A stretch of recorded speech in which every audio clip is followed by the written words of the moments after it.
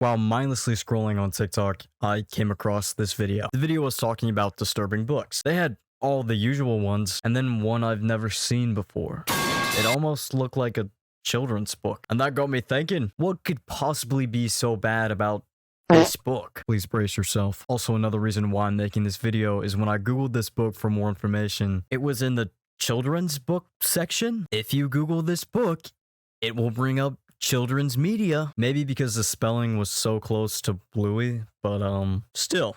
Weird Google. Also, just so you have an understanding, here's a really quick trigger warning for what's in the book. If any of this is something you don't want to hear about, please take care of yourself. Watch one of my lighthearted videos. I got plenty. I'll be approaching these subjects as delicately as I can, but I mean, this book is pretty stupid. So, here are the trigger warnings. We have animal, essay, and just not being nice to women. I'm not going to talk about any of these subjects in grave detail, just important to put it out there. I'm also going to start off by saying I didn't give any money to the authors of this book. Not a penny. You are a pirate! So, who wrote this book? Honestly, I can't tell if it's one individual or two of these disgusting little dudes. Two names pop up when you do any research on this book: Simon McCarty and Sean Hawker. Gross. They both have a bunch of disgusting predatory books on their roster. Don't look it up. And I mean it.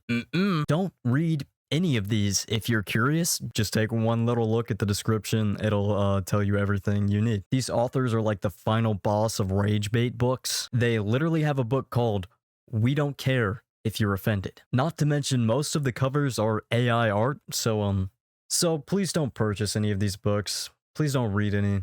They're just fueling their egos. It's very clear they just want attention by writing disgusting stories. Most of their stories are really short, around only 12 or 20 pages long. Very obviously just trying to get that little bit of that rage bait attention. After that being said, let's give them some attention.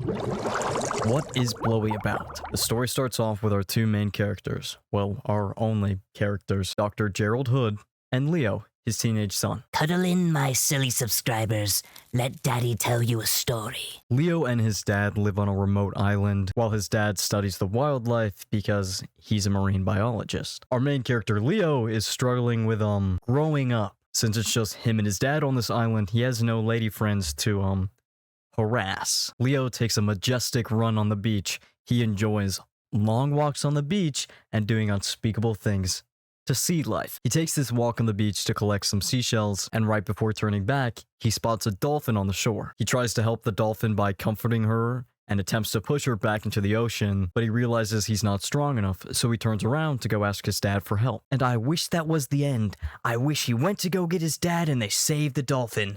Yippee! But sadly, no. As he's about to turn around, he notices that the dolphin is struggling to breathe out of its blowhole.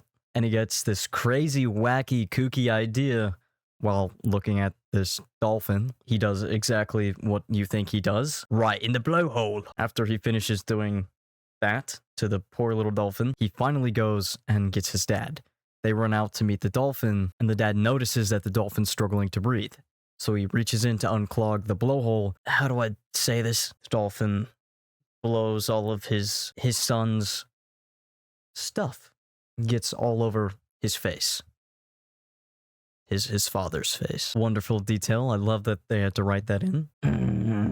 Moving on. Anyways, they do save the poor dolphin. But Leo, good old Leo, can't stop thinking about blowholes.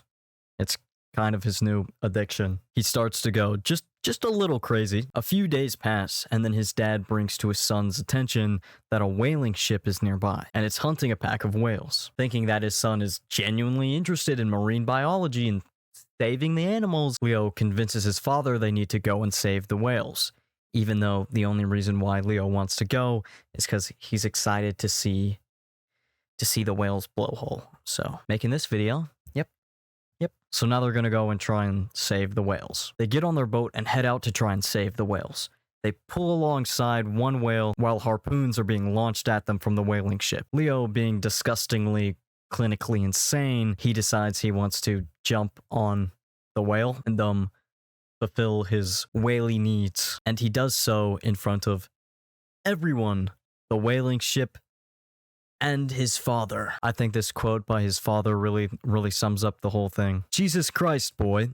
What the hell are you doing to that whale? I think he said what we were all thinking. My son! My son! Oh! Oh. Oh. Actually, I don't know him. I don't know who that is. After Leo comes to his conclusion from this poor, innocent little whale, he's struck by a harpoon. And Leo dies, drowning in the ocean. I think a celebration is in order. Huzzah!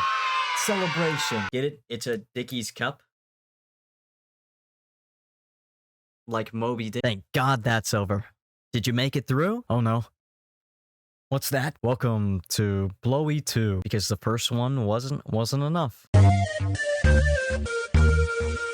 thought it was over. Our pain and suffering is not over quite yet.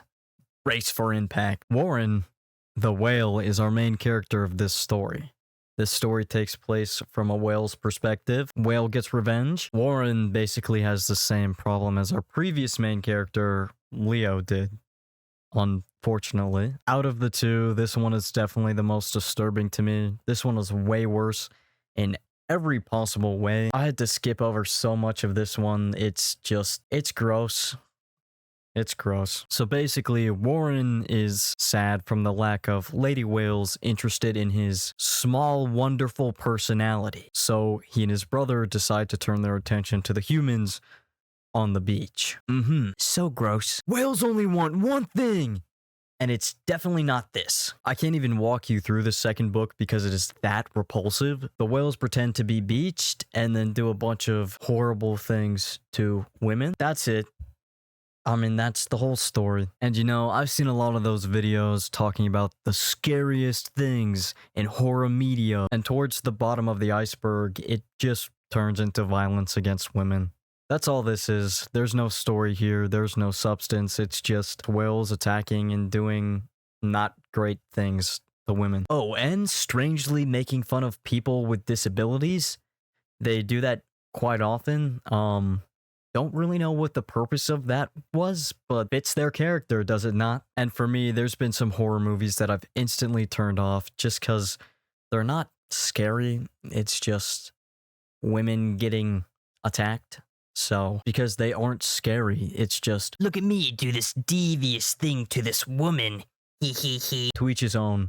Horror to me is scary creatures, cool story, something that keeps you on edge, not just, I'm going to hit this lady with a hammer 6 times. Bonk. But anyways, with that out of the way, it's so obvious they're just writing these books to make something crazy.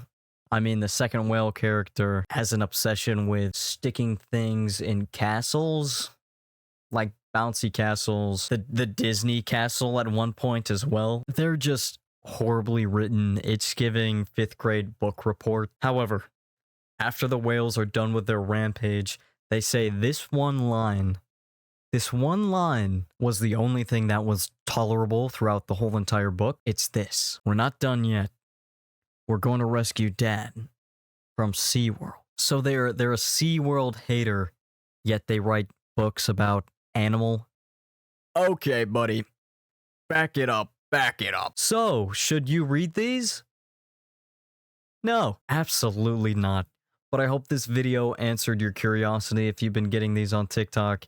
If you haven't, maybe I'm just strange. And I hope Google takes these books off the kid search. Imagine a kid trying Google Bluey and then this thing pops up. No thank you. Take care of yourself on the internet. People are so brain rotted at this point, they'll do anything for a little bit of clicks and a little bit of attention. Takes over their brain sometimes. So if you made it all the way through, I commend you.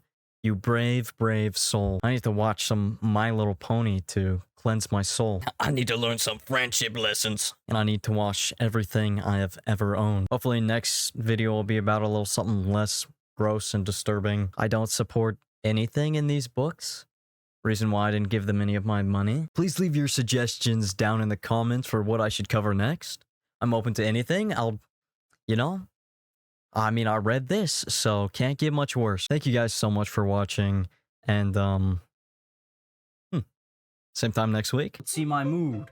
Let's see my mood on my mood ring, shark mood ring, my mood ring, shark, my, what am I trying to say? Let's see my mood on my mood, shark, necklace. What am I? Purple. For depression and despair.